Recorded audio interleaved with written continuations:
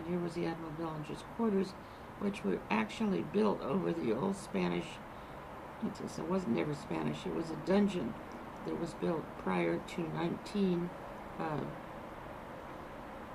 to the First World War. It was built there so that they had two cannon emplacements. One of the cannon emplacements was here, and one was here. And they were really rooms now that when we saw them, it had openings. On this side there was an opening for the cannon so that you could look out over the bay, and this cannon emplacement had been filled in, and I think they were servants' quarters there, and that there were beds in there, and I think they could have been service quarters. And there is a picture in your book. Do you know which window it was where you're looking out some iron bars in your book?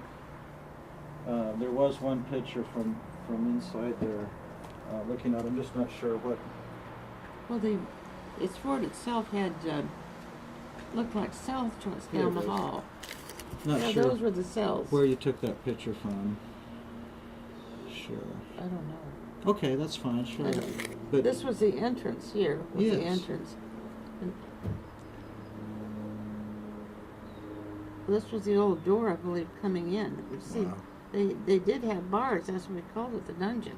Yes. And we thought, and they had, in some of these bars along the halls of the dungeon, they had things stockpiled. It could be family items. I don't know what was in there, but we never played there where we played in the dungeon. We really played all over this area. It was our life. All right. The morning of December 7th, we were getting up early because we were going to go to church and then to the aquarium in Honolulu and then come home for dinner. And we were going to have a pork roast. So my mother was in her bedroom. They had separate bedrooms because my father had a fearsome snore.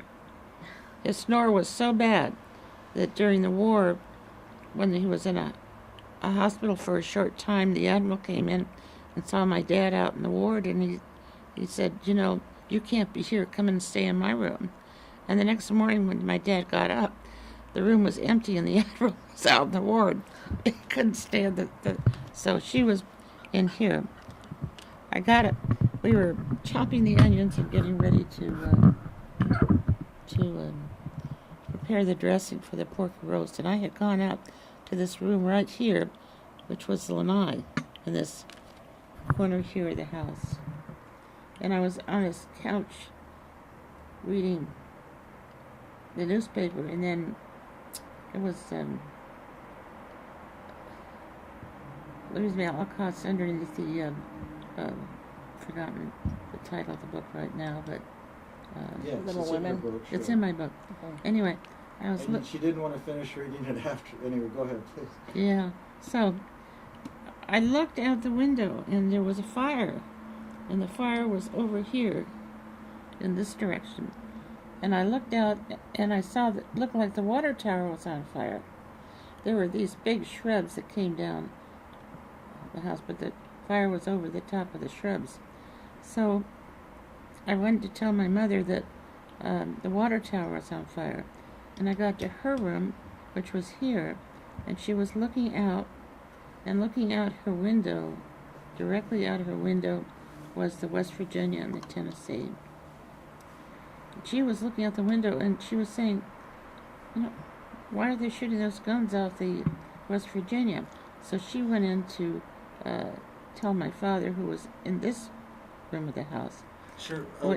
If I could just interrupt, I hate to, but so could you just draw an arrow? The first time you looked kind of off this way, then the second time you guys looked off this way, I guess. You looked off this way, and you saw this. Saw the fire. So draw me a big arrow, like a big arrow of where you were there. Thank you so much. Perfect. The fire, towards the fire. And your mom hadn't seen this yet, and you had seen it, and then you start yelling, right? So I go in to tell her, and I tell her that there's a fire, and she was looking at the ship out front. She was paying attention to me, but she was talking about this plane going over the ship. So I went out the front door because I wanted to see what was happening. and that's when the Japanese plane came over my head, and I could see that it had the red insignias. So I wanted to tell my dad that. And sorry so much. I hope you're. And so, could you just draw where the plane was flying? Maybe even a different These color. are the West Virginia and the Tennessee right so here. why don't you just draw his path in there of the enemy plane when he flew over you guys? Oh, it's coming. What are the? Yeah. Going that way. That way. Wow. And thank you, John. Wow, he just Thank you, flew right John. over Okay, your I'll hold house. this for a while. Wow. so then, I went in to tell my mother about the strange plane that came over to my head, and she was in my father's room, and they were talking in front of a window, and looking out and trying to decide whether or not it was maneuvers, what was going on, and I looked out of their window, and that's when I saw that the masts of the West Virginia were no longer straight. They were beginning to list to the right. And I couldn't understand it. And I was yelling at them to look out the window. And my dad looked out the window and he said, I'm not sure what he said. Something like, God damn it. We're under attack. Get to the shelter. So he told me. It was the Japanese. Yeah, he said it was the Japs. He said, so what he did was he went in and started pulling his uniform. I really believed trying to pull it on over his pajamas in the hall here, and they told my mother to get us to the shelter right away. So we knew that we had to go, and we knew the way, and we knew that he had to go with his men. So we started heading for the shelter, and we had nightgowns and bathrobes on, and we had shoes, but we carried our shoes, and we went out this door, which was the dining room door, the back of the quarters, away from the ships. Huh? Place had a lot of doors. It had a lot of doors. I put in the book 5 doors, Wow. a lot of ways out. So we looked out, we started running this way, and Peggy stopped here to tell this boy to get to the shelter, because he was just looking out the window. He was a young boy. So we continued on, and we got down about here, and there were bullets flying, and Mother thought they were strafing us. She was so worried. And we were here, so this is when she covered our heads with her arms, and we continued on around the BOQ. We got this far, and it was simply too dangerous. Everything was happening, and they yelled at us from the BOQ to come in and get out. So we went in over here, and this was a landing here in the back of the BOQ that they'd bring the food in and supplies. So this was the kitchen, and we went in the kitchen. So we were in this part of the BOQ back here. And my mother and I hid underneath a table and in the middle of the kitchen, and my sister was over on the wall underneath the sink. And suddenly there was this huge explosion. And it was just like a ring of fire. There was fire all over the place. It was just everything you looked out was fire. Sure, please. Thank you. Coming down, you could see it out the windows, all this fire. You could see it in the back of the building. Wherever you could look, there was fire.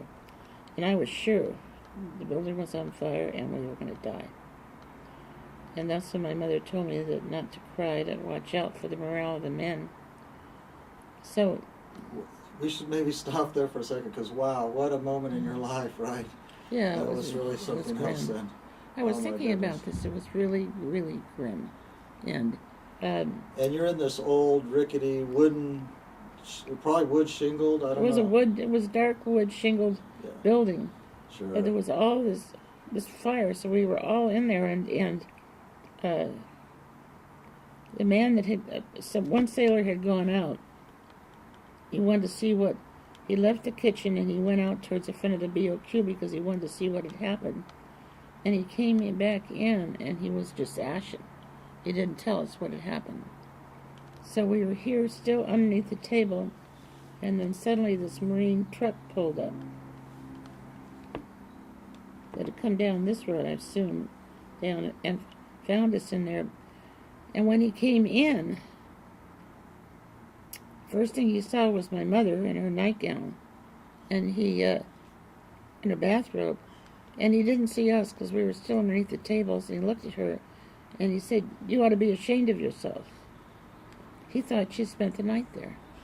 He didn't realize it was his commanding officer's wife standing there. Well, as soon as that got cleared up, they put us into this truck. We all crowded into the one front seat. Who knows what went on at that officer's? I know, no, I wonder about that. Anyway, sure. So your mom, he recognized your mom. Then he recognized it. Then he finally realized who he was talking to. And they put us, all of us sat in the front seat of the truck that they were driving, and there was a Marine in the back. So then we came down and went past these houses, and down this street, into the dungeon, which was the Earle children. We got to here, there was a road that went down. It's like a dirt road? It was like paved. It was paved? It's, they delivered supplies there. Oh, Yeah, we'll try and add that to the map. I'm sure it's still there. So we got in, oh yeah, it's still there. And we went into, inside the Earle children. When we got there, we went directly into the open cannon emplacement. And we were sitting there with the kids, there were other kids there. There were people there with us, sitting around in this hut. And we were watching out of this window. We could see out to the solace that was out here. Now, I've heard some people say, Wikipedia, that the Japanese planes left that ship alone, but what did you see, please? Well, we thought that they were trying to bomb it. We really did, because we could see boats going out to the solace. We could see the water churning. We could see the airplanes flying through the air, and they're in different battles. And we really thought that they were trying to bomb the solace. We thought. But I talked to people down the solace, and they say no, but that didn't happen. It was what we thought, because we were watching. We were watching the boats go out to it, and I've talked to at least 2 or 3 people. They were on the solace, and they say no, but that they were not under attack. No, that they weren't under attack, but there were bombs dropping around in the water, and I mean, the planes were circling in the air, and the ships were. Smaller boats were going out to it with the wounded. Yes. So. And maybe if you could draw any other Japanese plane flights that you might think about in green, like, I thought you saw maybe one other plane at least earlier. Well, there was just the one. Just the one main one, okay. Yeah, just okay, well, one. Sure. Well, I mean, there were lots of, but that's the one I saw. Yeah. That's the one where you actually saw the red emblem. I could use this for the planes flying out over the solace. Here, I'll go ahead. Well, you could watch the whole the battle. Wow. From here. You could just look out and see it. You had ringside seats, huh? Yeah, and of course everybody was in such a state of shock. So then they decided it was too dangerous to be in this part of the dungeon, the old fortress. So they moved us down the hall to this room on the other side. Oh, the forbidden room? Yeah, the forbidden room. The room we'd never played in before. So we went in there, and in that room there was. And on the way in, we don't even want to talk about. Well, you probably saw some guys hurt or something. Oh yeah. As we walked down the hall, we were told to look straight ahead, to keep our eyes on the head of the person directly in front of us, and not look from side to side. Had you already given up your robes then, or no? No, not yet. Thank you, ma'am. So we were just looking. The wounded men were lining the. I think by that time I would have done anything they told me to do, and so, I do think I looked ahead. Peggy, who was the one that was looking from side to side, and there was one particular wounded man that said, "What are these children doing in here, seeing this?" And is this kind of what they call the first wave still, or do you kind of even know the first wave from the second wave? I guess they kind of talk about. I really don't know. No you see, the first wave, I found the first and the second wave